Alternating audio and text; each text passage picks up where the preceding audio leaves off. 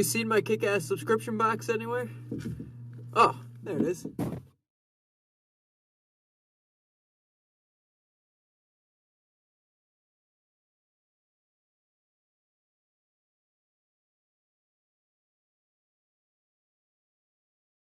Hello, everyone. Welcome into a live presentation of the SIM500 Classic Cup Series from Atlanta Motor Speedway. It is the featured Cup Series running tonight here as they're winding down practice. My name is Kevin England. Going to give a wave over there to Paul Strickland, our producer, and then turn to Kyle Young. Hey, Kyle, how are you doing tonight? Good evening, Kevin. Good evening, Paul. Good evening, all of you watching out there tonight on Verdane TV. I'm doing great. Glad to be back here with the SIM500 Kick-Ass Beef Jerky Classic Cup Series at the Atlanta Motor Speedway. This is going to be a good race, guys. Atlanta is one of the most exciting mile-and-a-half racetracks on the NASCAR circuit. And with these 1987 race cars, it is going to produce yet another exciting show. This is a worn-out racetrack. These are hard cars to drive. Should be a very fun 150 miles, 100 laps around this mile-and-a-half racetrack. Ninth race of the season, Mike Kelly comes in as the point leader, and this one's going to be exciting. I went out and took a run in these cars prior to coming on the air, and they are a handful here at this racetrack. It's worn out, as you just said, Kyle, and yeah, you're going to have quite a beast underneath you as you try to navigate this racetrack. They really will, and it'll be extremely exciting to see who can manage that the best and bring their car to victory lane. Closing in on the end of the season, too. This is race number 9 of 11, so the championship hunt starting to tighten up, and it's a pretty good race at the top of the standings, too. Mike Kelly's got the points lead by just 13 points over Chad Coleman. E.J. O'Rourke is third, 55 points back, and then the fourth driver within the 100-point range behind points leader Mike Kelly is Tyler Dalton in position number 4. So with 3 races to go, championship battle is still up for anybody to grab. And our points leader is also our pole sitter tonight in the number 5 machine of Mike Kelly. Yeah, cars are on the grid getting ready to start. Mike Kelly is on the front row with Brian Macklin. Cole Dutton running in the number 2 car starts third. Jeff Shrewsbury is going to start fourth. And interesting that they have the cars lined up here on the front straightaway. I like that old-fashioned kind of start. Field getting ready to pull away from the grid, and there they go. 100 laps, 150 miles around the Atlanta Motor Speedway tonight. Should be another fantastic race for the SIM500 Kick-Ass Beef Jerky Classic Cup Series. Now, Kevin, I myself, I don't know how things have gone throughout these last few races. I myself have not been with this series for the last few, but I took note before we get going here that 8 races into this season, and we still have not had a repeat winner in this series. I'll be very interested to see if we can go 9 for 9 here tonight. Yeah, that's one of the storylines coming into the race. And of course, we had a week off for that Thanksgiving holiday, but the prior race, they crashed and tumbled and flipped going across the start-finish line. I think the top 5 cars were sideways as they went through, and I don't expect anything less here tonight as these drivers are going to have their hands full. Like I said before, it's going to be an exciting race. Kelly and Macklin, 2 fast drivers up front looking for repeat wins. Dutton has been fast all year long, and Shrewsbury, we're going to see what he has for him as the cars roll through turn number 4, getting ready for the start here. And pace car is going to turn left and turn the field over to Mike Kelly.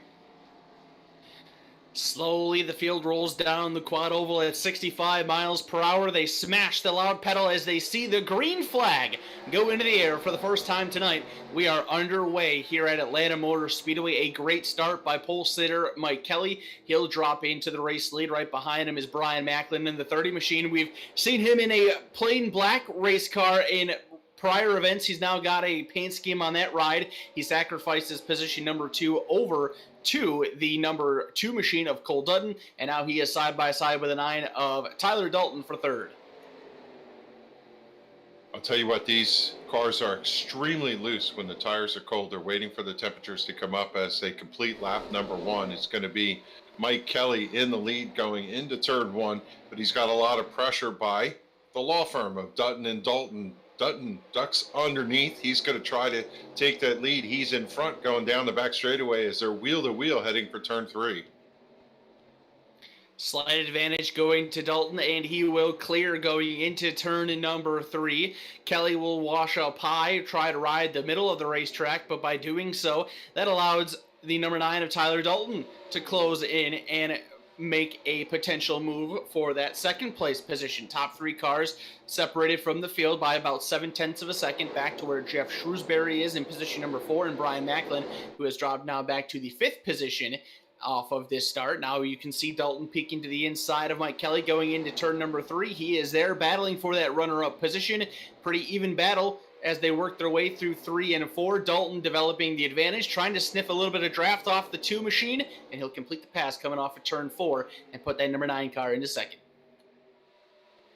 Yeah, we see these cars slip and slide all over the racetrack here, Kyle. It is a handful, and you really don't want to be side by side if you can help it. I see one car, John Zerke in the 71, got up into the fence. The left rear of that car has a little bit of a crinkle, and you see some of these drivers starting to make their way forward as they're stretched out in the front, but out about 8th, 9th, 10th, they're really tight in the pack. You're riding on board with Tyler Dalton as he's looking underneath of Cole Dutton for the race lead. He is not able to lead that lap. Dutton will hang on, but Dalton will ride that momentum down into turn number 1, and we have a new leader. The number 9 machine of Tyler Dalton takes over control of this field for the first time here tonight, already up a couple positions from his original starting spot of position number 5. So up 4 spots early on. He leads the field now over Cole Dutton in second. The number 5 machine of Mike Kelly currently riding in position number 3, and then Jeff Shrewsbury still in position 4, and Brian Macklin narrowly hanging on to that 5th place position ahead of the mellow yellow number 38 machine of Chad Coleman in 6th. Yeah, we expect that steady Eddie there. The number 38 of Chad Coleman will work his way forward, and so far for Macklin, it's not been a good night. Started outside pole, had a good qualifying run, but has just been tepid there and dropped back quite a bit. He's probably about 30 car lengths off your leader.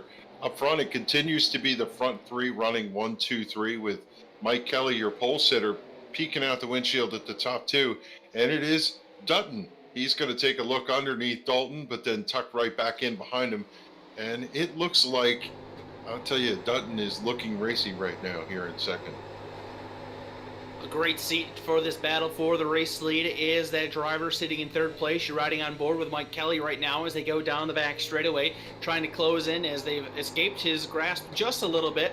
Now you can see Dutton going to the inside of Dalton as they work their way through turn number 4. Dutton slowly creeping up to the door panel on that number 9 machine. Looks like Dalton will hang on to lead lap number 8, but Dutton coming right back on the attack. He would like to take the race lead back and is looking to the inside again going into turns number 1 and 2. I believe he had the slight advantage going into turn number 1. He is trying to clear, but not quite. The 2 nearly make contact off of turn 2. And as they stay side by side, Mike Kelly slowly creeping in and wanting to make this a 3-car battle for the top spot. We clenched up in the seat when we see the 2 of them come together, but they were able to keep themselves separated as now Dutton is going to slide out front. Dalton still on the attack, but I think he's going to have to settle in and ride in the tire tracks of your leader. That's exactly what he'll do for now. Just a few car lengths back is Mike Kelly. That side-by-side allowed him to close in just a little bit, and he definitely has a draft grab from the top 2. Not really too sure how important the draft is going to be here tonight, Kevin. This is a 1.5 mile racetrack. It's not a super speedway, but with these being the 1987 Cup cars, they have bigger noses, bigger front ends. They punch a bigger hole in the air than what the current Cup cars do right now. So the drafting may be more of an effect than what we think throughout tonight's race. Yeah, and I can't help but think of Brian Macklin as he rides there. If he looks in his rearview mirror, he must feel like he's in Days of Thunder looking at that mellow yellow hood out the back window. The car that's on the move right now, Aaron Bennett, started 19th, currently running 7th, and he is pulling with him the 15 of Ricky HARDIN, both of them the biggest movers so far in this field. Very impressive drives for those drivers, as you can get a great look at the gorgeous paint scheme on that number 33 ride, and Ricky HARDIN, his number 15, sporting the colors he has been throughout the entire season as well. great to see some fast movers early on here. These guys hoping to maybe get a caution not too far out in the distant future to help bunch themselves up with those front runners and see if they have anything for them. But we're still early on. We're still only 10% of the way through this one. We're working lap number 11 at the moment, so still plenty of time to work with. I've noticed, Kevin, as we're starting to get a green flag run developed here, it did not take long for these drivers to space themselves out throughout the field. You can see a lot of gaps in between the drivers inside the top 10, and that's the same way looking through the intervals throughout the rest of the field as well. Yeah, Kyle, we saw a lot of the drivers running mid to lower lane in turns 1 and 2 and down on the bottom in turn 4, and everybody kind of conveyor belt right now, just pacing themselves. This is a driver's track. You run in the slip, which means the car is not connected to the track. You're just kind of drifting through the corner. Let it roll up off the corner, but make sure you don't drift so high that you bang that right side off the fence. And it's a rhythm track. You really end up racing the racetrack instead of the drivers in front of you. You're absolutely right, Kevin. We hear it all the time in the real NASCAR world how difficult this racetrack is. It is a very worn out surface. It's been well over 20 years since this place has been repaved. It's bumpy, it eats tires away, and it tests drivers to the ultimate levels of their skills. And that's the same way here on iRacing. It is a very difficult racetrack to get around. It's very easy to slip up and make a mistake. It may look pretty simple for what these guys are doing right now, but as we get further along into this race and the anticipation picks up, the battle for the win increases, and it gets closer to that checkered flag, you're going to really start to see these guys hanging these race cars out there and see what this racetrack is really made of. We're only 14 laps in, and one of the bigger surprises is the no-show of E.J. O'Rourke, currently the number 41, sitting back there in the 20th position. Looks like he's got right side damage. Not sure if he got into the fence, but EJ has been climbing steadily through the points. He's in third right now, 55 markers out. He needs to have a good run if he's going to play any chance to be in the championship in a couple races here. But right now, that Monte Carlo looking a little bit off the pace as he's just kind of riding back there as a back marker. Yeah, it does believe that EJ has had some type of trouble early in this event. He started in position number 7 on the grid, and as you just mentioned, Kevin, back to position number 20 early on here. He's got some damage on the right side of that number 41 machine, so not the best start for EJ O'Rourke. As you just mentioned, one of the drivers involved in the championship battle, but still plenty of laps left to go throughout this race for him to recover and repair that machine. You know, if he has the opportunity to do so, he is going to be a threat later on down the road. Always a strong contender here in the SIM500 Classic Cup Series that is sponsored by Kick-Ass Beef Jerky, and it shows as he is, as you just said, third place in the points. Number 5, Mike Kelly, was kind of sizing these top 2 drivers up, and then he put the pedal to the metal off of turn number 2. He got a good run, slipped underneath Tyler Dalton, and now he is pressuring your leader. He has looked high off the corner, able to drive low out to the straightaway and get a good run. We'll see whether or not he's going to take a peek this time. Looks like he's content to stay in the tire tracks of your leader, Cole Dutton. Dutton just looking out the windshield and putting in laps right now. Car looks really steady and calm down there, painting that white line in 3 and 4.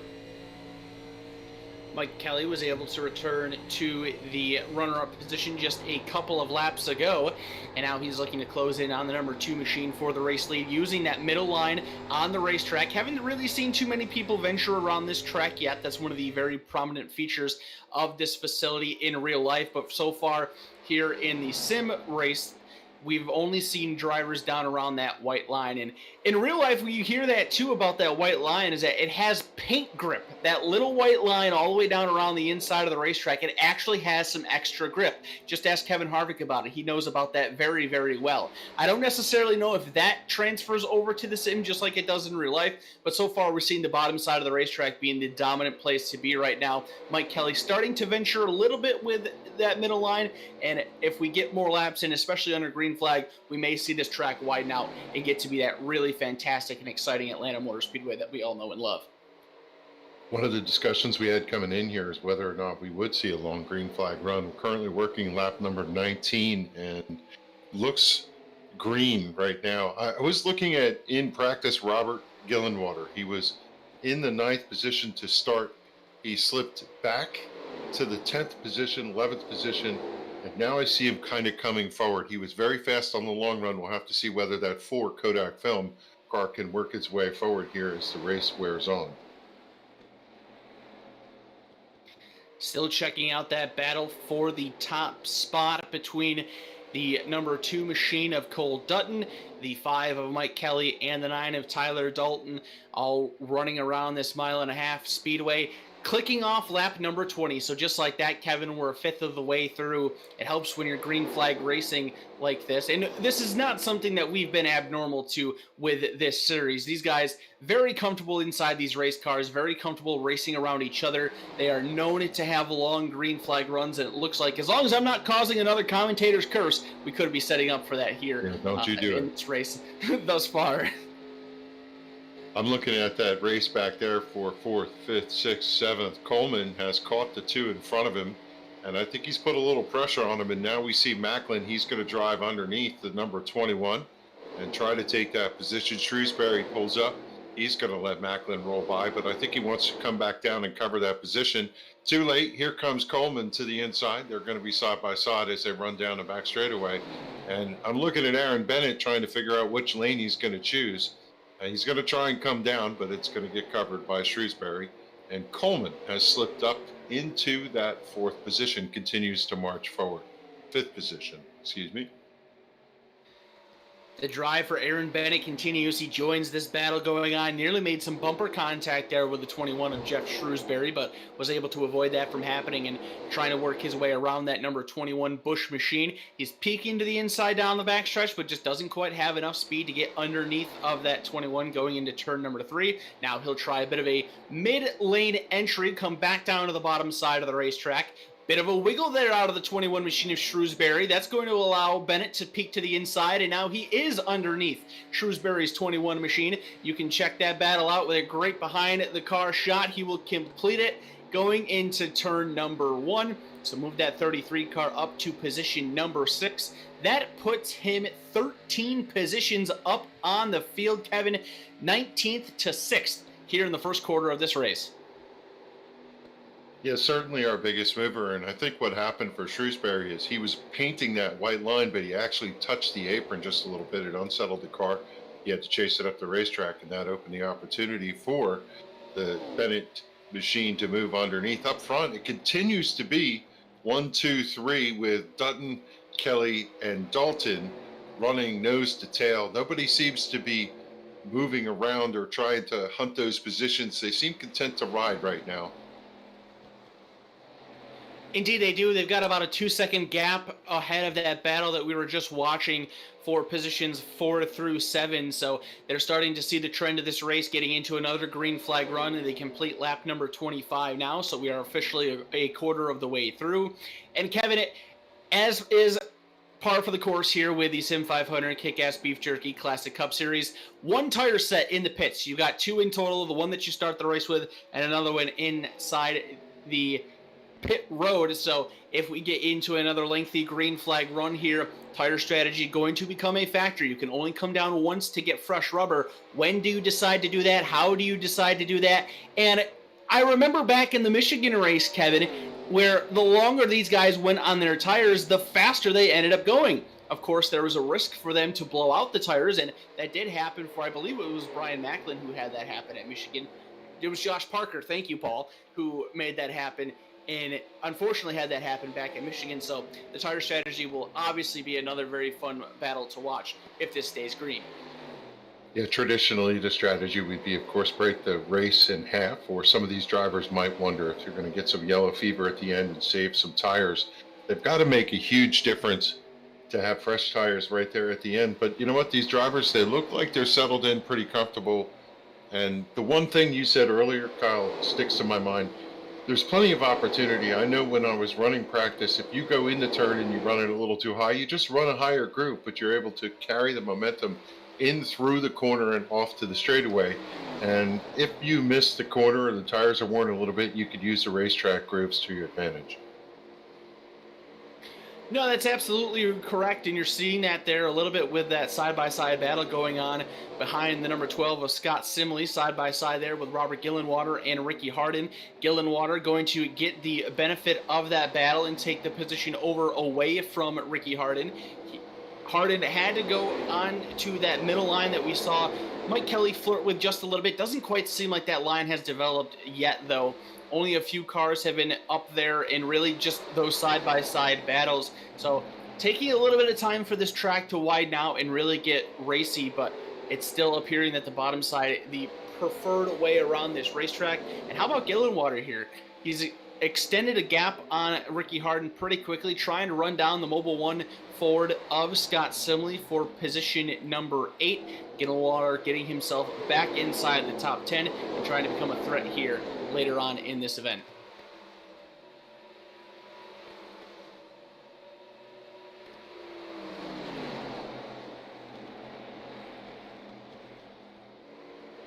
Yeah, Simley having a good run here with that Mobile 1 number 12. It's been hot and cold season for him, but this racetrack looks like it's suiting him as he's running currently in the 8th position.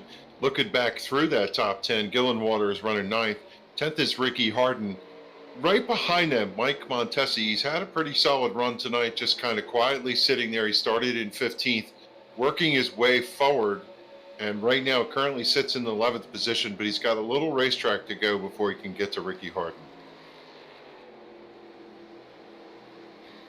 Lap number 31 about to go in the books. We've been green flagged the entire way here in the Hotlanta 150 for the SIM500 Kick-Ass Beef Jerky Classic Cup Series, racing the 1987 NASCAR Cup Series cars around the Atlanta Motor Speedway. Checking out Mike Montesi now in car number 7, currently running just outside the top 10 in position number 11. He has a little bit of work to get to Ricky Hardin in front of him. He's got some space on Reed Rundell behind him, who's actually going to see some pressure from the 44 machine of Glenn Campbell. Campbell going to drop to the inside of that Little Caesars Pizza number 43, take the position over, but here comes the 31 of Jimmy Coleman. He's going to try to do the same to both drivers. He gets around Rundell, can't quite get underneath the Campbell going into turn number 1. And look at that, Kevin. These guys are starting to flirt with the upper grooves of the racetrack.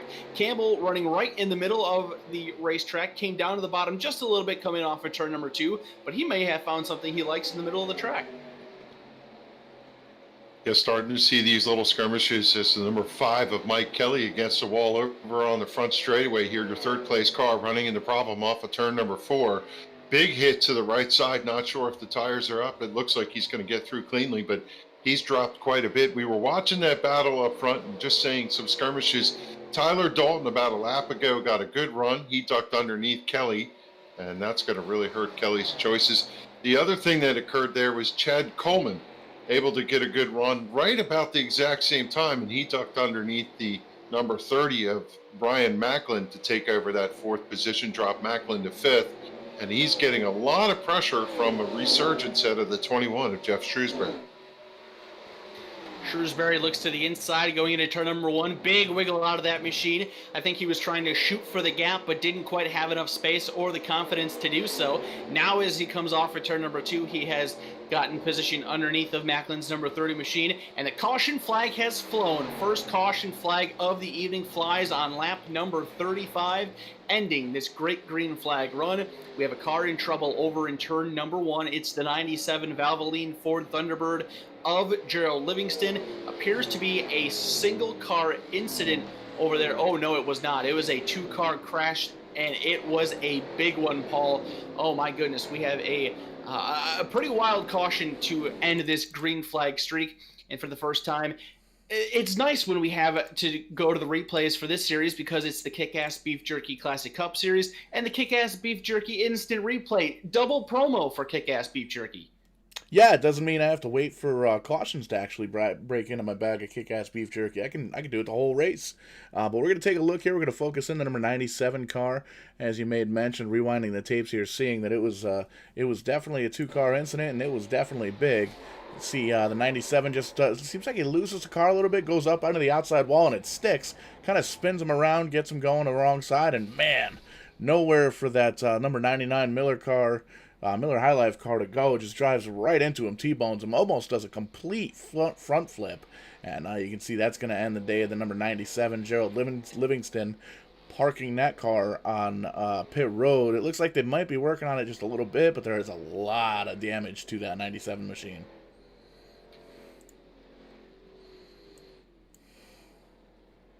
Looks like the entirety of the field going to take advantage of this caution flag and make themselves a pit stop. Just about everybody coming on down. It'll be very interesting to see what these drivers have done on pit road.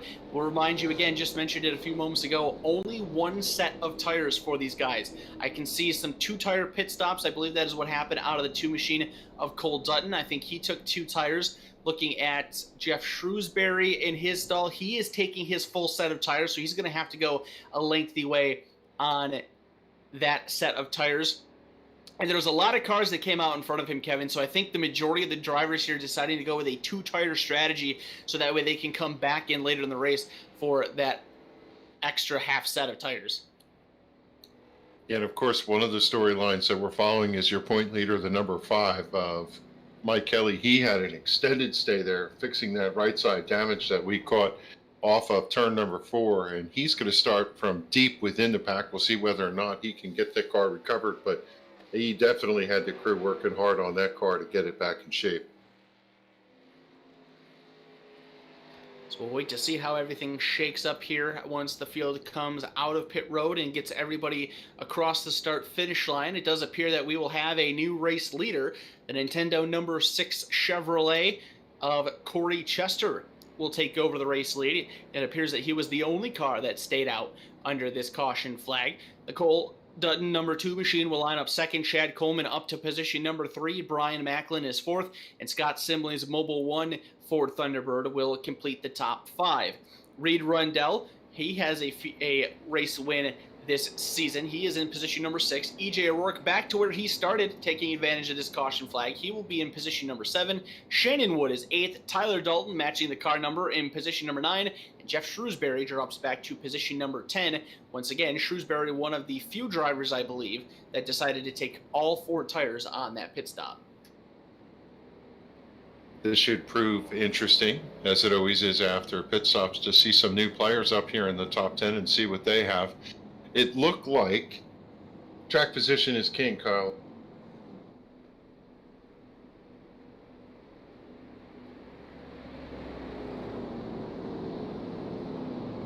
Well, I do believe that is correct. Track position is going to be a very vital piece of importance for this event.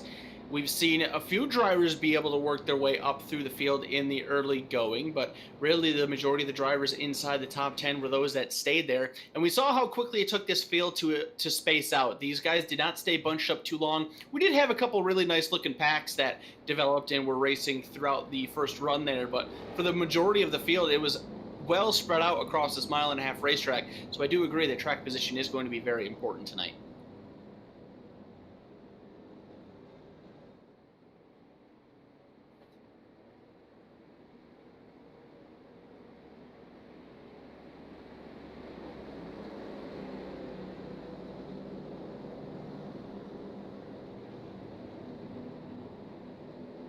I think Kevin may have accidentally stepped on his microphone cord, so we'll give him an opportunity to repair all of that, and we'll get set here for the race start that will come at the completion of lap number 39, so we will have 61 laps to go here at the Atlanta Motor Speedway.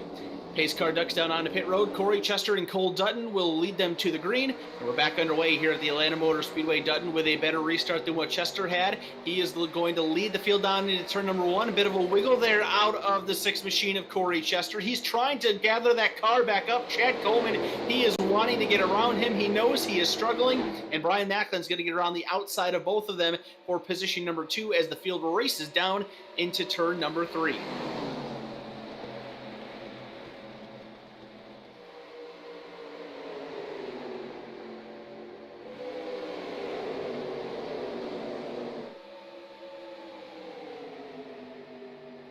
Corey Chester trying to do what he can to hang on here on older tires. He is Battling for position number 4 with the 12 of Scott Simley, working the upper groove of the racetrack. Simley going to make quick work of him, and Simley goes around. Scott Simley spins. I believe he had help from Tyler Dalton, and if that's the case, karma comes instantly for Dalton as the 12 machine was able to collect Dalton in the spin. Both cars come to rest down at the inside wall. EJ O'Rourke, who I think made a slight mistake of his own coming off of turn number 2, crawls through the wreck there. He's able to avoid, but a spin, a mistake out of Scott Sibley, collects the 9 machine of Tyler Dalton, and we go back under caution for the second time here tonight, Paul. Another kick-ass beef jerky instant replay. Again, make sure you use promo code SIM500 for 19% off over there at kickassbeefjerky.com. We're going to focus on the 12 and the 9 car, as Kyle made mention here, the Mobile 1 and the Zone 15 car. Cool little Coors throwback, and a little bit of contact there from the 9 into the back bumper. The 12 sends him on around, and the 12 comes around as well. Couple of really big hits there. I don't believe these guys get a fast reset on pit road, so there's EJ O'Rourke doing a great job missing the number 12 car. I do believe you said, Kyle, there was a little bit of contact with that 41. Nope, so looks like he actually gets it slowed up in time. We'll take a quick little peek here. See, these guys are right up in front of him. The wreck happens, and he dives down low here momentarily. Here we go. As soon as he sees Smoke does a great job going low and avoiding that wreck. So great heads-up driving there from EJ O'Rourke. Could have been disastrous there for the 41 machine, but he is able to avoid and will continue on. O'Rourke down on pit road. The number 9 of Tyler Dalton is there as well. The 12 of Scott Sibley. No surprise to see those drivers on pit road. Reed Rundell is also down there in the number 43 machine. He's getting a new set of left side tires at the least, and I believe that is all that we have on pit road. No, John Zerke's down there as well. I think there was another car, the number 8 machine of Randy Yoakum on pit road, so a few drivers taking advantage here to make a quick stop down into the pits and get themselves ready here for this upcoming restart. Fairly good race up to this point, Paul. We've seen a lot of green flag action, just a handful of laps away from the halfway point here in the Hotlanta 150. Racing's been good. These drivers putting on a great show. The racetrack in good prime racing condition. I think we're going to be set for a pretty fun finish here. Yeah, for sure, Kyle. It's one of those things, we mention it with everybody every time we do a race and we start a new season. These guys really need a little bit of time, a couple of races under their belts, so to speak, to kind of feel the cars out. They know how the car's going to drive, but they don't know how their opponents are going to drive and their fellow race car drivers. Once they kind of get used to the reactions and the lack of reactions and the times and things like that and how each of these guys drives, they work out pretty well. And a lot of these guys are starting to really get used to driving with each other, racing against each other side by side and all that good stuff. So it's great to see. These guys are putting on a great show. We've only had a couple of cautions here. We're already halfway through just about once we get the lights off on this pace car, Kyle. Yeah, for sure. I believe we're going to be getting the restart at the completion of lap number 45. We'll wait to see exactly how that works out here in just a few moments. But will be a short sprint to that halfway point, and then, of course, 50 laps remaining from there on out. So we mentioned earlier on at the top of the show the intense battle for the championship in this series. 3 races to go, including tonight's event. The top 4 drivers being separated by just 67 points throughout this season thus far. Amongst the championship battle, we've seen Mike Kelly and Chad Coleman, the top 2. They've been inside the top 5 for the majority of the night. After that pit sequence there, Mike Kelly finds himself back in position number 10 right now. EJ O'Rourke, we've documented some of his struggles throughout the evening thus far. He is still trying to recover after a mistake early on in the race. He had a good starting spot on that restart, but you saw on the Kick-Ass Beef Jerky instant replay, he had to crawl through that event, or that incident, was able to make it through unscathed, and it looks like he's going to restart in position number 17 for this one. Tyler Dalton just got caught up in that incident, so hoping that he does not have too much damage and can recover nicely and continue his threat for the championship here in this series. He is the last car on the lead lap right now, and amongst the 26 cars that we have had start this event, Dalton is the final one on the field. Gerald Livingston and Jason Barham, those two cars that we saw get collected in caution number 1. It does appear that the two of them have retired from the event. Not really all that surprising, as it was a pretty nasty crash to bring that first caution out. It looks like the 30 of Macklin's going to get a reset here as he comes back. And yes, they fixed my mic back, so here I am again. Macklin gets the reset here on the front, and we'll see whether or not he can keep that car up front as we continue. So the pace car will duck down onto the safety of pit road. It will indeed. This restart come at the completion of lap number 45. A monstrous start out of the 2 machine at Cole Dutton. He will leave the field in his wake. And we go back to green flag racing here at the Atlanta Motor Speedway. Brian Macklin finds a home in position number 2, side by side for 3rd, Chad Coleman and Corey Chester. Coleman will win that battle going into turn number 1. Chester with an opportunity to come down the track and clear for 4th. Looks like he's going to do so, and we are side by side and banging doors for position number 5 with Jeff Shrewsbury and Shannon Wood. They hang on to those race cars, and we stay green going into turn 3. Can only expect the action to pick up from here as they continue past that halfway point as they're side by side coming out. A 4-1 car took evasive action on the back straightaways. We see Gillenwater get awful high there coming up out of that corner. He's able to collect it up and keep heading in the right direction as Montesi having a good run. He's right in the mix right now.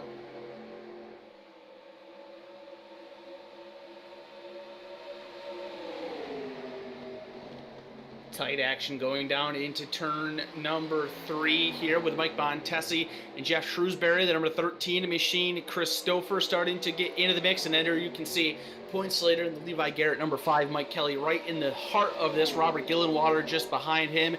Great stuff off of this restart. These guys battling it out for position. And Kevin, we continue to click the laps way, and I'm starting to see more and more cars start to flirt with those upper grooves.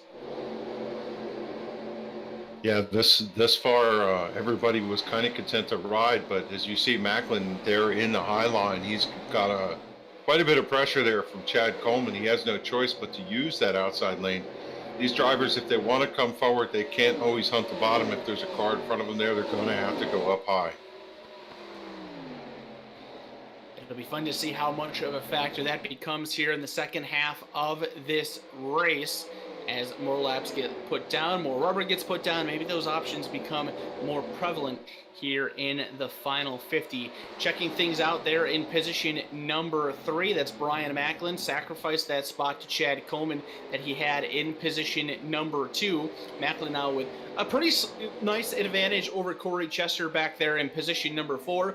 Keep in mind that Corey was the only driver to stay out on the racetrack after that first caution, so he's doing a pretty good job of making those older tires work, still inside the top 5 in position 4.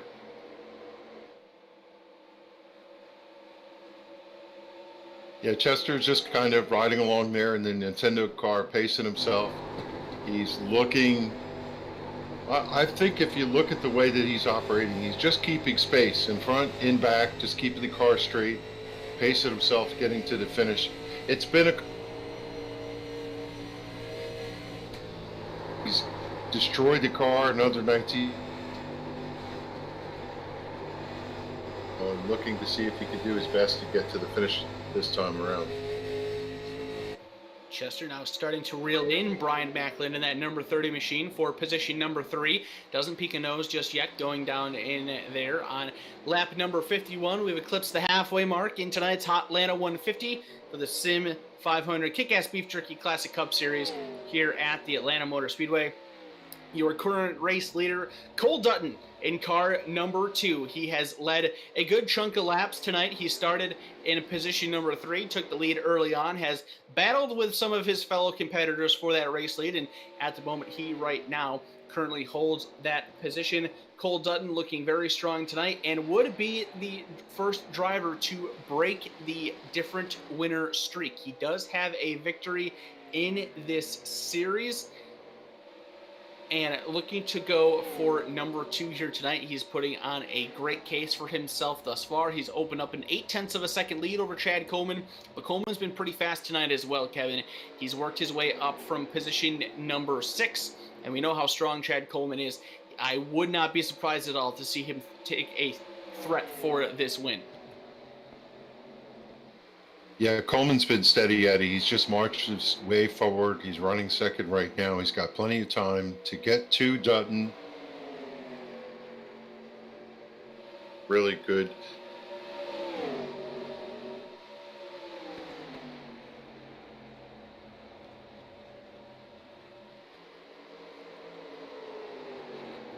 You can see Brian Macklin sacrificing another position there to the 33 car of Aaron Bennett. Bennett, we've made mention tonight, has come from position number 19 on the grid. He's now inside the top 5, just took over position number 4, and is making quick work here, reeling in the 6 of Corey Chester for 3rd. Aaron Bennett definitely going to be a driver to focus on here in this second half of the race. He's shown a lot of speed. He has not been afraid to make passes, looking very good. And that number 33 ride, we'll have to see if he can be a threat to contend for this victory as well. Hasn't quite gotten to that back bumper on Corey Chester just yet, but he has separated himself from the field behind him, and Brian Macklin continuing to lose some positions here. He's lost spots for Mike Montesi, Robert Gillenwater, and the 13 of Christopher, as well as Jeff Shrewsbury in the number 21 car. And now here comes EJ O'Rourke underneath of him. Things are not going well for that 30 of Macklin. Yeah, Macklin had hung tough there for a good number of laps. Now maybe he doesn't have a good long run car. We'll have to keep a note on that as the 12 now comes underneath him. Not sure if he had some sort of damage or the car has worn tires or something going on, but certainly stuck up there in that high lane as the freight train just continues to run by. Tyler Dalton gets around the 31 machine of Jimmy Coleman, makes the pass on car number 30. Not at all what Brian Macklin is looking to see here in the second half of this event. You can see Jimmy Coleman, the driver of that Mountain Dew number 31 machine, in position number 12. Coleman down 1 spot from where he started in 11th, and now Macklin losing some more positions. Things just continuing to go. Maybe some contact there between him and the 8 of Randy Yoakum. It just continues to get worse for Brian Macklin. Yeah, there's got to be something wrong, and he's going to bring that car to pit. An injury to insult us. He's got to be speeding, but there's something certainly wrong with that number 30, and he's going to bring it to the attention of his crew.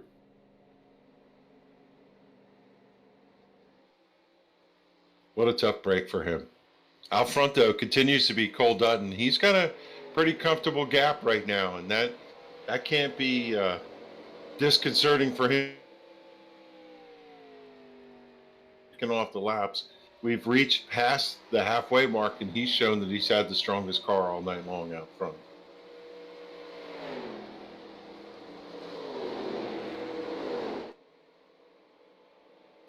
Cole Dutton just absolutely starting to run away from this field. That battle for position number 2 really starting to heat up here as Chad Coleman has fallen back to Corey Chester. Chester and Aaron Bennett have reeled him in. Corey Chester looking to the top side of Chad Coleman, opening up the bottom for Aaron Bennett. Bennett is going to take advantage of that, and we'll go side by side with the 6 for position number 3. He's got the advantage and will take over the position going into turn number 1. So put Corey Chester back into position number 4. Aaron Bennett up to 3rd. He is looking for more, already taking a peek to the inside of Chad Coleman coming off for turn number 2. It'll be a drag race for the runner-up spot down the back straightaway. Who will take the advantage into 3? It'll be Aaron Bennett. Will he clear? Survey will say yes. Aaron Bennett up to position number 2 and looking very strong here tonight. Smart heads-up drive by Chester as he was able to follow him through on the tire tracks, but he didn't get the pass completed as the 38 of Coleman hanging tough to the outside, and look right behind him. Sneaking into the picture, the number 4, Kodak of Gillenwater. He's having a great run, and Christopher, have not talked about him all night long, as boy, they almost made contact coming over off of turn number 2 to the backstretch.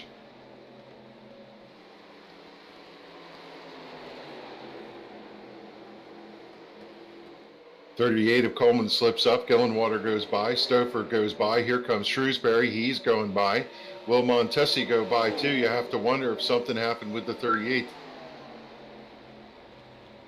Yeah, starting to see Chad Coleman struggle and lose a handful of positions here He has third and dropped 8. all the way back to position number 8 right now. He's found a home there where cars are not passing him at the moment. So Chad Coleman starting to struggle just a little bit. There you can see Brian Macklin, who made a green flag pit stop. Unfortunately for him, he is back to 24th place, 1 lap down, and now Chad Coleman going to do the same. He's going to bring Scott Simley with him, Kevin. Chad Coleman onto pit road during green flag racing conditions.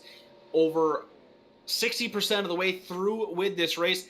The left side of that car is starting to look a little low. Did he potentially flatten a left side tire? I was wondering if that's the same thing that happened to Macklin, as you see a couple drivers coming in here, but it did look like that left front tire was down. Now, Coleman and Macklin are teammates here in the SIM500 Kick-Ass Beef Jerky Classic Cup Series, so maybe they tried a similar tire strategy. I've been watching that 38 down on pit road. Both sides have gone up, so he is taking a fresh set of tires. He has not used his set yet. He will leave pit road with fresh rubber, but unfortunately it comes at the cost of his lead lap position as he is now a lap down. And we have a spinner in turn number 2. It is Brian Macklin, I believe. Indeed it is. He has gathered it up, comes to a stop on the apron, gets out of the car, no caution, and it looks like Brian Macklin going to be done for the night. I could have a conspiracy theory and wonder if that was a roll bar padding caution. But no, we won't do that. As Dutton's out front, Bennett, what a great run for Bennett coming deep from the field. He is sitting there in second, and he's had probably the second fastest car all night long. And will he come up and challenge Dutton as Dutton has set sail? He's 1.6 seconds out, and we're in the midst of another long green flag run. And yeah, Dutton has just looked unbeatable. He really has in recent laps, opening up a lead. Aaron Bennett is starting to close it in. It's shrunk by about half a second since Bennett has moved into position number 2. And if there's going to be anybody to challenge Cole for this race win, I really do believe that it will be that 33 of Aaron Bennett. Started back in 19th place. He has been so strong all throughout this race. He's now moved himself into that runner-up position. He just needs a little bit more time to reel in that number 2 car, and he could be looking for victory number 1 here in this series, looking to keep that different winner streak alive as he has a current goose egg in the win column at the moment. And we talked about whether or not we could get ourselves a repeat winner here. Bennett doesn't have a win, neither does Stouffer.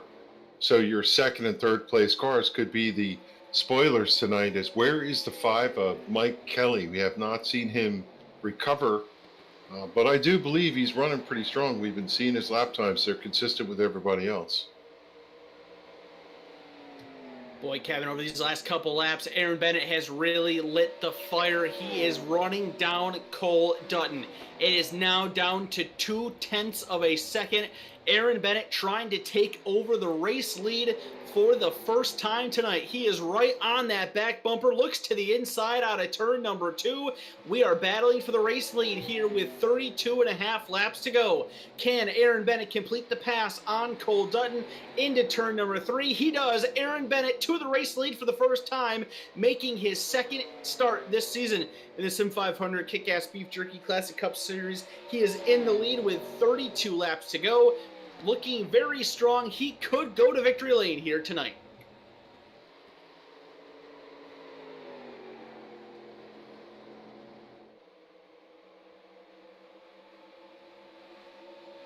He went by like he was shot out of a cannon and immediately pulled out a 3 to 4 length lead. Yeah, Aaron Bennett not wasting any time taking over the lead and opening up a gap. We'll see what it is officially at the line this time. It will be an 0.8 of a second gap to new second place driver Robert Gillenwater. Gillenwater has taken second. Christopher has gone around. Mike Kelly has gone around as well. So now Cole Dutton is starting to struggle. Whoa, Josh Shrewsbury's into the outside wall. Try to get to the back bumper of the 2 machine. Ran out of real estate. He gets out of shape, and he is going to get passed by a flurry of race cars down the back straightaway and into turn 3.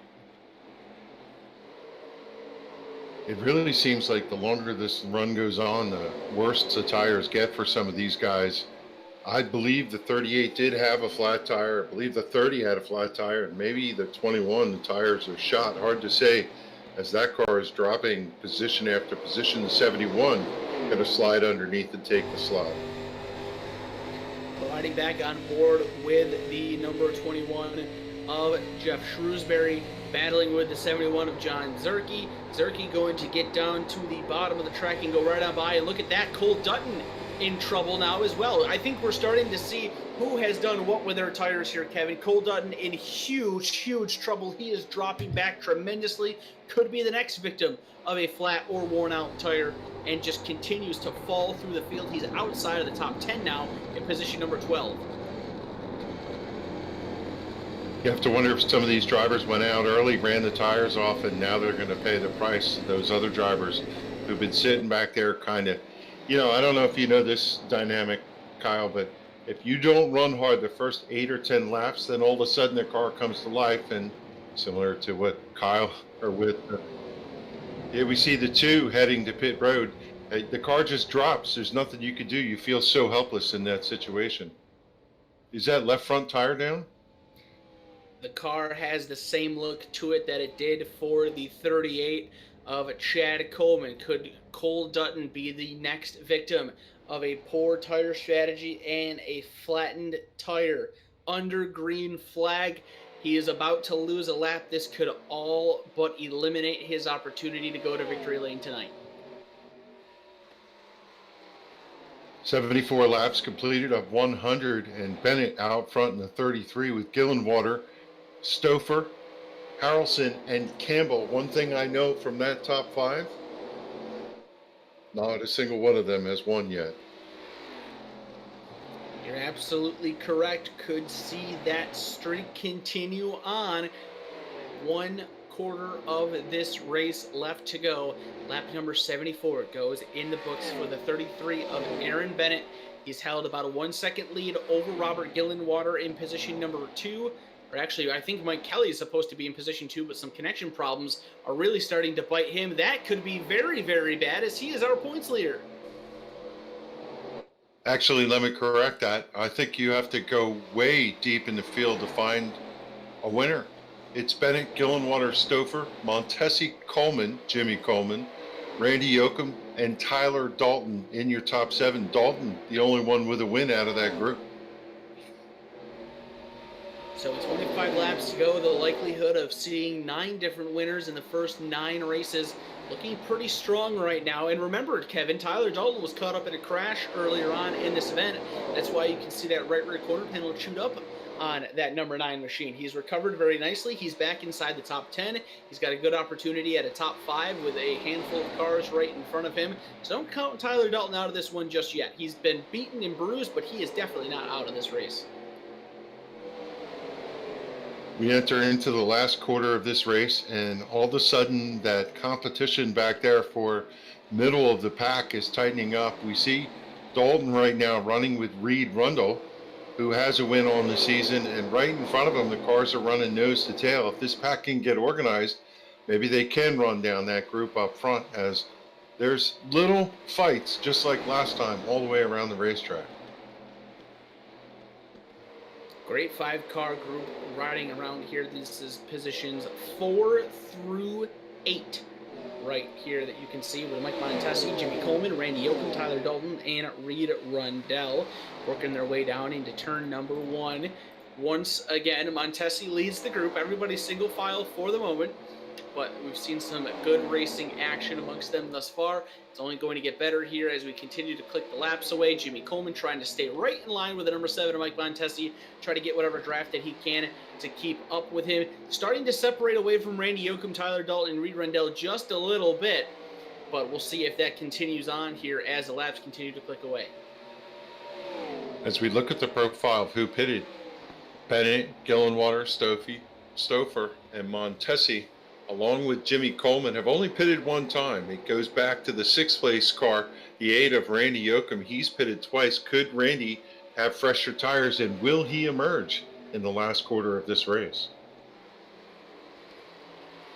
Side-by-side battle starting to ignite here with the number 8 of Randy Yoakum, the 9 of Tyler Dalton. There in turns 3 and 4. Dalton looking to the inside, couldn't quite stay there, so Yoakum will hang on for the moment. That's allowing Reed Rundell to close in just a little bit on Tyler Dalton. Dalton will go back to the bottom. Yoakum starting in the middle of the racetrack and then working his way down to the bottom on corner exit. Not quite exactly the same line that Dalton is running. Reed Rundell, quick peek to the inside there. Doesn't have the momentum to get underneath of Dalton going into turn number 3, so he'll stay at bay for the moment and continue on following behind that number 9 machine out of turn number 4 this time. 20 laps of racing to go. Lap number 80 goes in the books. Yes, sometimes you got to pick and choose your battles. If you get a good run, but you cannot execute the pass, you don't want to lift. If you do, you're going to lose a quarter of the racetrack trying to get back up to speed. And we do see some of these drivers, when they get in the shade, you can see the tires glowing, meaning inside those hubs, they're using a little bit of brake to get down into the corner. And, you know, everybody just trying to carry as much momentum as possible. And you got to take that pass when the opportunity presents. You really do, and especially with the amount of laps that we have left going on in this race, you kind of got to go for it at this point, and that's exactly what Tyler Dalton is doing. Much better run underneath of Randy Yoakum that time, trying to clear through the center of turns 1 and 2 for position number 6. He will do so, slides up in front of the Pennzoil number 8 machine. That allows Reed Rundell to close right up on the back bumper of Yoakum. He stays in line going into turn number 3, doesn't pull out just yet.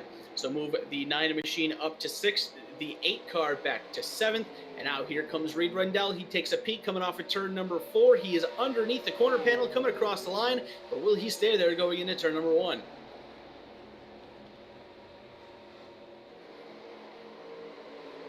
As the field rolls around, I'm looking up front at, you know, we talked earlier about Steady Eddie. We said he was good on the long run. Well, here we are in the long run. He's 8/10 back from your leader, Aaron Bennett, in the number 4, and he's just kind of hunting. He's got the 5 in front of him. Hopefully Mike Kelly will yield that position and allow Gillenwater to run unabated past him, but you know what? I should be silly about that. The 5's probably fast enough not to get in the way, but Gillenwater, he can see the leader up front, and he knows that the laps are ticking off. Slowly but surely, he's going to have to. And the gap is starting to shrink just a little bit between the top 2. Gillenwater has closed to inside of a second. It's 0.8 of a second that last time by. We'll see what it is as he comes across the stripe this time. It goes in the favor of Bennett. Bennett extends it by almost 1/10 of a second. Just under 1 second now is the gap between your top 2. I'm not exactly sure what happened there with the 5 machine. I tend to believe it was that connection issue that we saw, Kevin. He must have been having that problem for too long. He's being scored in 15th place, 1 lap down. The good news for him is he's in the free pass spot, but with this late in the race, I really don't know if that's going to be much of a benefit to him.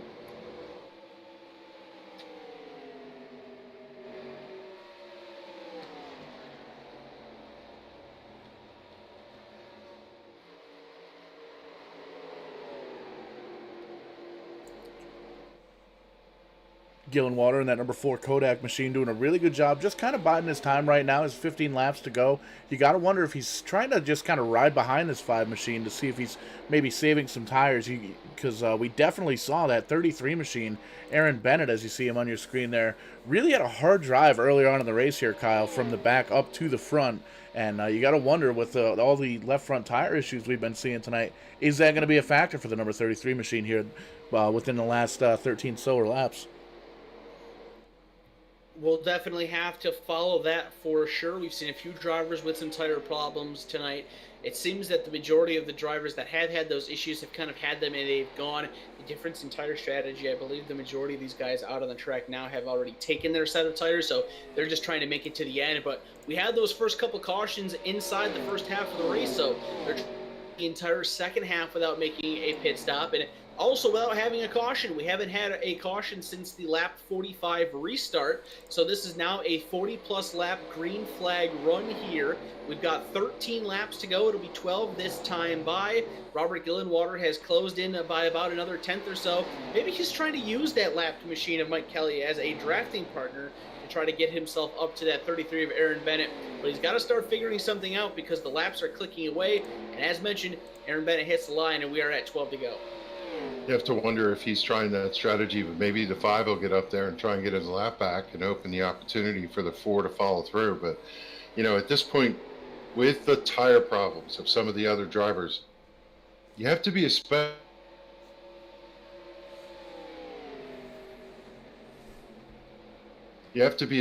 careful in the drive.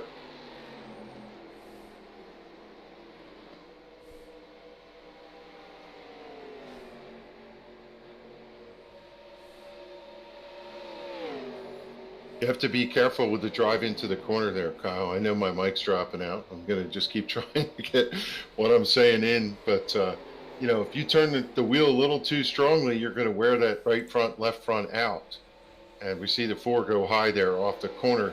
You wonder if that's trying to protect the tire or if the tires are worn and the car won't turn. Well, Aaron Bennett had the same thing happen off at turn number 2. They used up the entirety of the racetrack, nearly got into that outside wall, but they're able to keep their cars off of it. 10 laps remain here in the Hotlanta 150. Aaron Bennett, your race leader by 1 second, just under 1 second, over the number 4 of Robert Gillenwater. Gillenwater trying to reel him in and steal this victory away. Bennett has been very fast all night long. Robert Gillenwater been very strong as well, but has not seen the lead just yet. You can see right there the third place machine, the number 13 of Christopher. He has also been on the charge tonight. He started back in position number 18, so he's up 15 spots right now, riding in that third place position. And then Mike Montesi in the 7 is 4th. Tyler Dalton completes your top 5. Those 2 cars tightly packed and battling for position number 4. Yeah, Montesi's seeing a lot of pressure from the 9. The 9's been patient back there, just kind of riding with him, looking for the opportunity again. I think they're being very careful and measured about their passes. I believe you are correct about that one. Want to make it at the right time and want to make sure that after you complete the pass, you don't have to worry about defending that position. You can run away and hide with it and hang on here for the final few laps and take it across the checkered flag.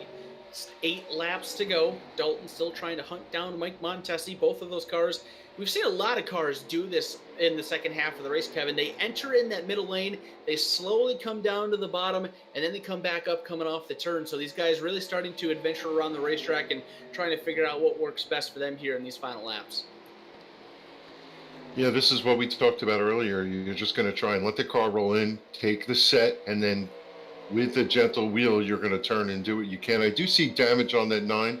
It might have something to do with his ability to come forward because he was one of the fastest cars earlier in the race. Riding on board here with the number 9 and Tyler Dalton as he battles with Mike Montesi for position number 4, following right in his tire tracks down the back straightaway, wheeling that number 9 into the top 5 and looking for a little bit more. Dalton enters turn number 3 a little bit lower than what Montesi does. Montesi does eventually get there, but slowly fades down to the bottom of the racetrack before getting to that white line. Doesn't really seem like either car has much of an advantage over the other one right now. They're still pretty even in this battle and in the gap. Dalton closing in just a little bit there on entry, almost to the back bumper. But as they come off the turn, Montesi, oh, they make contact. Montesi sideways, got a bump from Dalton. Both cars hang on, and now here comes Jimmy Coleman right into the mix. Montesi will defend the bottom side of the track. They all fall in line. Hang on to it, boys. Off at turn number 4, handful will be shown, 5 laps to go. As we look up front, that lead stays consistent, about a 1 second gap back to Robert Gillenwater, as these guys are the best battle on the track right now. We're seeing whether or not the 9 can find his way through, and Jimmy Coleman certainly looking for any opportunity he can to squirt past these 2 in front of him. Coleman hasn't quite been able to enter the mix of this battle just yet. That slight incident there allowed him to close in, but ever since they gathered it back up, Coleman is starting to fall back away from them. about, I'd say, 8 car lengths separating himself to Tyler Dalton here. The official time gap is about 3.5 tenths between those two cars, so Jimmy Coleman starting to struggle to keep up with them. He may need that to happen again if he's going to jump on those positions, but still a 6th place run for Jimmy Coleman. A very solid effort for him tonight. He started in position number 11. He entered the race 7th place in the point standings, 215 points out of the lead and 65 points behind the 43 car of Reed Rundell. Rundell is running 2 positions behind him in 8th place right now, so if things stay the way that they are, he'll close in on that 6th place position in the point standings. So an overall good night for the 31 of Jimmy Coleman. Out front, I think the afterburners are set for the 33. Bennett starting to draw away. 2.2 seconds is the lead if nothing happens tire-wise or caution-wise. He is going to cruise himself to a victory here, and a great run still for the Gillenwater number 4 and the Stouffer number 13 in 3rd. He'll hit the stripe and see the popsicle sticks. 2 laps to go for Aaron Bennett. This is just his 2nd start in this series. This season. He's looking to go to victory lane with it, continuing to open the gap over Robert Gillenwater in position number 2, and is in a comfortable place to cruise his way to victory lane. See the fire belch out of the side of the car as he lets off the gas, rolls down through the corner, just hugging that white line, rolling through. Just got to hit his marks a couple more times. He's going to come away with a checkered flag here tonight at Atlanta. The white flag flies for Aaron Bennett one more time around the Atlanta Motor Speedway. He started all the way back in position number 19. Made quick work of the field on the opening run. The caution flags came at a great time. He got his tires. He charged to the front of the field and never looked back, opening up a 2.5 second gap at the line that last time by. The streak will continue. Race number 9 sees its 9th different winner, and it's Aaron Bennett. He will win the Hotlanta 150 here at the Atlanta Motor Speedway for the SIM500 Kick-Ass Beef Jerky Classic Cup Series. Robert Gillenwater will finish in position number 2. Christopher comes home in 3rd. Mike Montesi is able to hang on to that tight battle over Tyler Dalton for position number 4. Dalton will finish in 5th.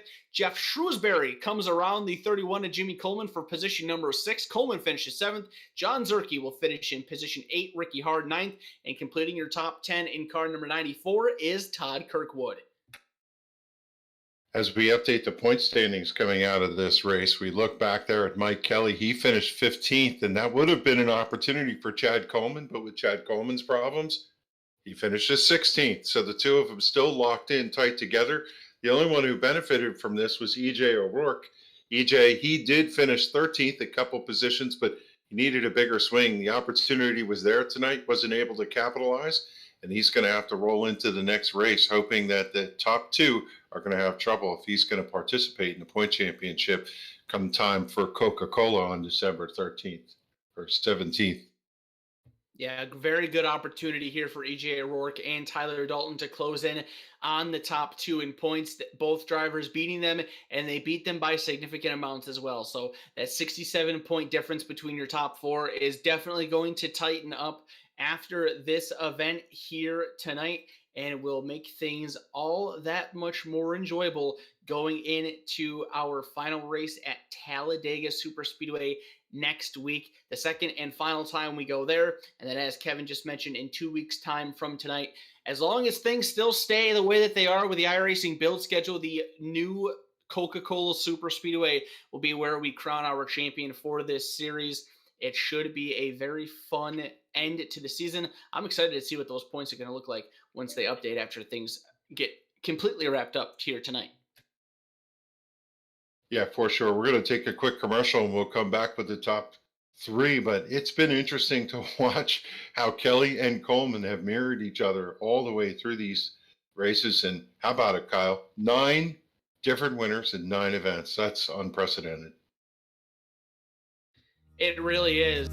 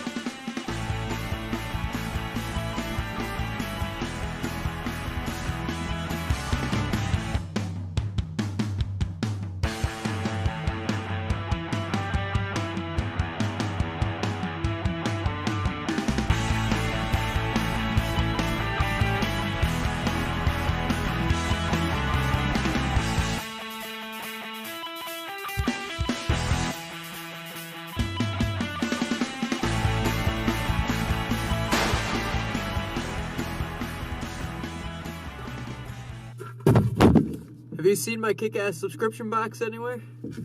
Oh, there it is.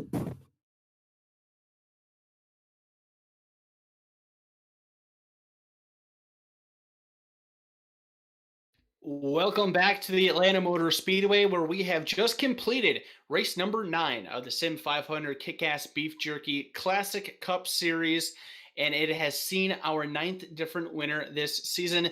This time, the number 33 machine of Aaron Bennett goes to victory lane, and we have caught up with him now in victory lane. Aaron, what a great drive for you tonight. Started all the way back in position number 19.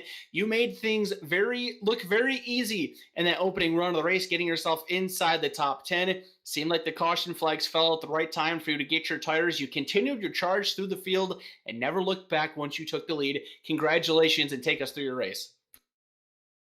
Yeah, thank you. It's been a long time since I've won a league race. It's been a long time coming, probably been 2-3 years. But no, it's first time running this car at this track. I had no idea what to expect. I just came in and took tires. I don't know. I guess can't screw up if you don't know anything. So that was kind of my logic going into it. Just lift early and easy in, and just saved all my tires. All I could do. Aaron, this is only your second event here with this series, and you go to victory lane. You had a top 5 run in your first effort out, and you cap off race number 2 with a victory. How important is it for you to be so successful in just a very limited amount of starts?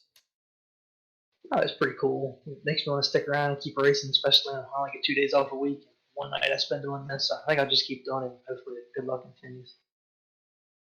So we'll finish up the season on 2 super speedways, 2 very different super speedways from each other. What is super speedway like? Super speedway racing like for you? Is it something that you look forward to? Is it something that you dread? And how confident are you going into that race next week at Talladega? Over here racing with these guys, I don't have a problem with it. If I was doing it in an official series, like a regular iRacing race, I wouldn't want to do it. But I enjoy super speedway racing. I just bide my time, let them crash and come up to the front, kind of like I did last week. In a Coca-Cola Speedway, I've never raced that before. Never had NR 2003, so I have no idea what that's like. So once again, don't know. I'm just kind of waiting for it to see what it's like. Should be a very exciting end to the season. It was a great night for you tonight. You go to victory lane. Who would you like to thank for it? First, I'd like to thank all the men and women in law enforcement. I'd like to thank my girlfriend for letting me race. She's out there watching the movie. And that's pretty much it. Thank the league and everybody for putting this on. It's been a lot of fun. So there you have it, ladies and gentlemen, your race winner in the Hotlanta 150 tonight for the SIM500 Kick-Ass Beef Jerky Classic Cup Series at the Atlanta Motor Speedway. Aaron Bennett makes it 9 different winners in 9 races this season. A dominant drive through the field and ran away with it in the final stages to go to victory lane. We'll send things on over to Kevin, who is caught up with our runner-up finisher tonight, driver of the number 4 Kodak film machine. It is Robert Gillenwater.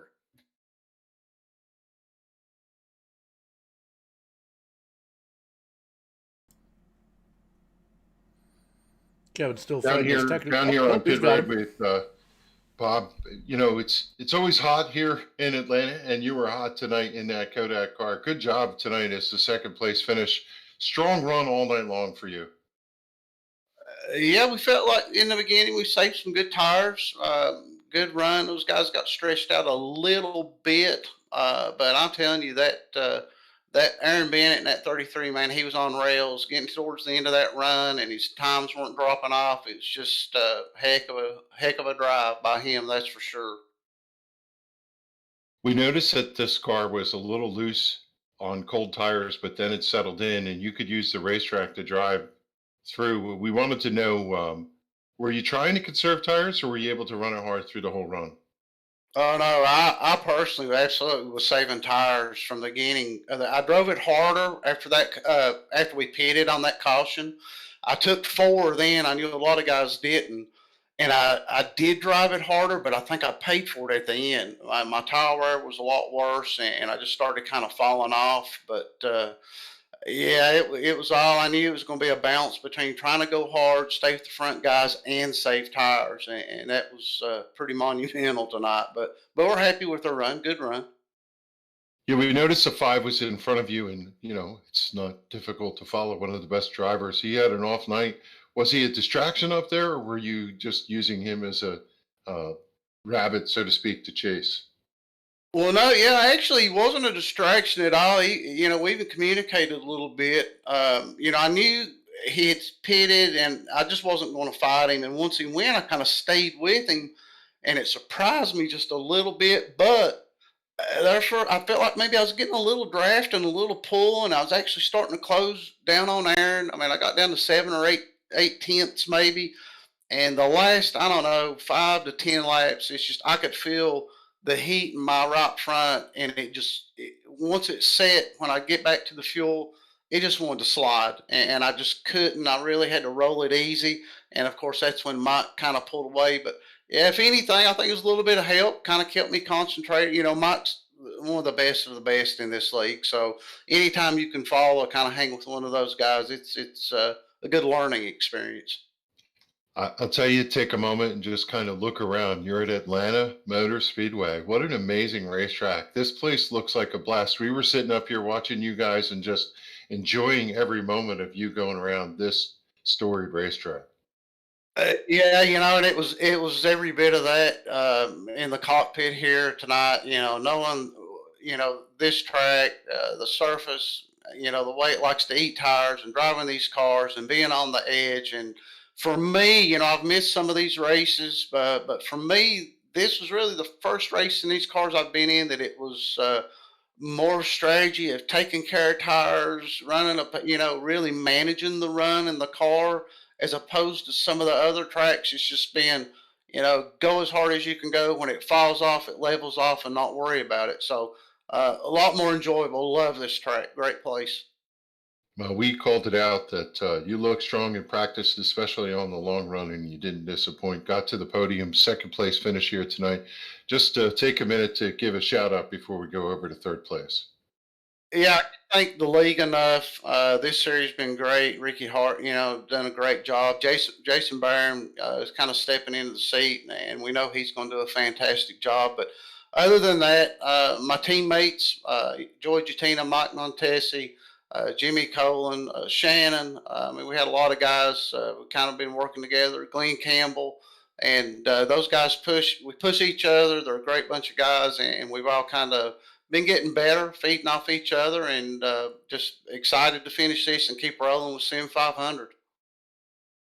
Well, it was an exciting race, and congratulations on your podium finish. And go celebrate. We'll turn back to Kyle Young, who's got the third place finisher, Chris Stouffer.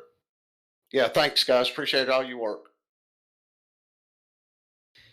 That I do, Kevin, over here with third place finisher Chris Stouffer. Chris, a pretty similar story to yours that Aaron Bennett's was. You guys started right around each other. You started in position number 18 and had to drive through the field yourself, up 15 positions to get this third place finish here tonight. What was that like for you? Well, my main focus was just to save tires at the beginning of the run, so I'd have at the end. And I had a feeling we were going to get along a green flag there at the end after we pitted. So I tried my best to save tires, but I also wanted to move up through the field. And luckily, I was able to do both there and come away with third place. Take us through some of the challenges that driving these race cars around this racetrack presented to you tonight. We know how good the racing is at this racetrack because of how wore out and how slippery this surface is. And we know how difficult it is to drive these cars. You put the two of them together, and I'm sure it had to be a handful of times tonight. Oh, yeah. At the beginning of a run or when you had fresh tires, you felt like you could do about anything with the car. And at some point, I felt like it became a little bit, it had a pretty good push on it out of turn two. And you wanted to go up towards that wall. And I actually clipped it once and had about 10 seconds of damage to get repaired. But luckily, it didn't affect me a whole lot. It was just you had to stay on top of your game and really pay attention to what you're doing and, not overdrive the car because that was easy to do too. You will not be a championship contender in this series. This is only race number 4 for you this season. It was your best finish tonight. So with that all being said, what are the goals for the next 2 races at Talladega and Coca-Cola? How do we get this 13 car to finish off the season strong? Well, just do what I did tonight and stay out of trouble and just run my race and hopefully I'll finish up towards the front. like you said there, I missed a big chunk of the season. Just couldn't make the races, so that's a bummer. But at the same time, it's been fun racing the races I have been, and hopefully I'll be able to repeat what I did tonight, or maybe do a little bit better in the next couple weeks. Well, it was a great finish here tonight in that always familiar Daytona USA video game car. Who would you like to thank for the third place run tonight? Well, thank you guys up here in the booth, for broadcasting everything, and for the admins and everybody that put the league on. It's a lot of fun out here. This is a filled stack with a lot of good competition. So Indeed, it is. The competition shows each and every time we go live here with this series. Tonight was no different. And Chris Dover picking up his best finish of the season tonight, a third place effort after starting back in 18th position. So there we go. Race number 9 in the books. 9 different winners in this series, Kevin. Such a tremendous record for these guys to be able to say. And then we finish it off as if this isn't going to get any better. Yeah, I just can't imagine if we could get through all 11 races with 11 different winners. It shows the quality of the competition here. There's a lot of good drivers in here, and on any given Thursday, one of them can sneak up here and take a win. And, you can't take anything away from Bennett. He drove this race. There was nobody going to beat him. He just had him covered. Although Dutton and Dalton had good representation here tonight, but not the finishes they were looking for. No, not at all. And we know that with those finishes, it's going to close up this championship points battle. And we're going to be set up for something pretty amazing here, gentlemen. A tight points battle, the final 2 races on super speedways, 2 very different super speedways. This is going to be a very fun close to this season. Yeah, and I have to say, the gremlins tonight for the microphone pack, but we got it sorted out here at the end, finally. What a strange thing that we get to this point and sort it out. But Kyle, it's been an enjoyable race to call tonight. A lot of competition all the way through the field, and I'm just looking forward to next week. I'm happy to be off that break for Thanksgiving. We enjoyed it, but nothing better than sitting back here and watching a good competitive race. You're absolutely right, Kevin. 2 of the 4 races we have going on this week in the books. We will have tomorrow night off, and then we're right back at it again on Saturday night, Paul. A very busy month of December for us as we work around through these holidays. Going to see a lot of very entertaining sim racing to come over the next few weeks. For sure, you made mention of it. Saturday night, we're coming back with the SIM500 Verdane Super Speedway Series. We're going to be running at Daytona in the Xfinity Series car. Wes Hogue is the points leader once again. This is going to be the 3rd time he's going to be the points leader in 3 separate seasons. Still trying to get after that coveted Verdane Verdane Racing Wrestling Style Championship belt. I think it's gorgeous, man. We picked it up from Pro-Am Belts a few weeks ago. They mailed it out to us, the final product, and it is a very, very good-looking belt. We've got pictures of it up on the Verdane TV, easy enough for me to say, Facebook page. So pretty excited about that. We got that coming up Saturday night. And then Wednesday, Tim's Corner Motorsports returns for the Oxford Weekly Series. Race number 2. Had a great race this past Wednesday. A lot of green flag racing. Thursday night, double header. We got the usual NEPS guys. They're going to be running at the 8:15 time slot. And a little bit earlier here for us at Verdane TV, 6:30 Eastern, Eastbound's Esports. Mike James' show from Mike James on the Rock. He's going to be running his second race as well here with Verdane TV. That's going to be something cool. And then Saturday night, the 12th, another doubleheader, Tim's Corner Motorsports, running some sort of Super Speedway Special Series event. Say that 27 times fast. And then we're going to have the SIM500 Verdane Super Speedway Series running at 10:30 as well. So lots of cool stuff coming up, Kyle. I know you and I just kind of inked in the contract for the Crash for Cash promotions. Just announced the first race. It's going to be the 18th of this month. $200 to win. Give us a quick rundown on that, Kyle. Yeah, Paul, super excited to get this project launched. We just made ground on it earlier this week, and just tonight we announced our very first event, the Irwindale Insanity 200. It'll be a 200 lap enduro, $200 to win. It is a $5 entry fee to get into the event. We'll take as many cars as we get to sign up for it. $200 to win, 2 different $25 bonuses on the line for the driver that has the least amount of incident points and the driver with the most amount of incident points. And there's also going to be a surprise twist to the driver that wins the race after the checkered flag has been taken out. I'll step into the announcer's booth from next door in the race control. I'll drop the surprise on the winner, and it will set up a very fun little bonus for them to chase after for our next event. So anybody out there that is interested in competing in this race, yes, I did say that right. It is a 200 lap enduro for $200 to win, $5 to enter. You can head on over to the Crash for Cash Promotions Facebook page, or you can jump yourself into the special events forum on the iRacing forum. The post is in there. The full rundown of the event information, the rules, and the registration form is all there, as well as the information to where to send your entry fees. So that is 15 days away. I'm super excited about it. I hope that we can get a great field, spread it out to the information and all of the drivers that we have here across all of our Verdane TV series. Tell anybody that you can about it. I'd like to make this as big as we can and really present something different, present something unique and very fun to the sim racing world and to everybody here at Verdane TV. And that's exactly what we're all about here at Verdane TV. We're trying to entertain the masses, and what way to do it, what better way to do it than with some enduro racing action. And you may very well see some surprise lap sponsorships pop up, because that's a big thing in endurance racing.